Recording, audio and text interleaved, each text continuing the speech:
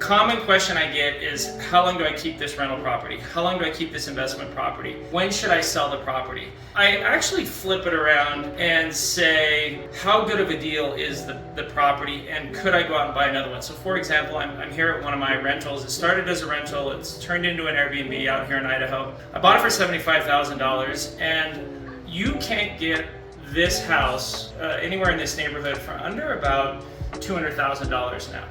And so if I were to sell it for $200,000, I wouldn't be able to go out and buy another deal just as good.